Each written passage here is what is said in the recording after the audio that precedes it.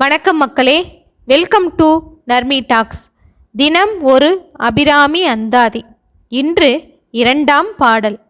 உதிக்கின்ற செங்கதிர் உச்சி திலகம் உணர்வுடையோர் மதிக்கின்ற மாணிக்க மாதுளம் போது மலர்கமலை துதிக்கின்ற மின்கொடி மென்கடி குங்குமம் தோயமென்ன விதிக்கின்ற மேனி அபிராமி என்றன் விழுத்துணையே.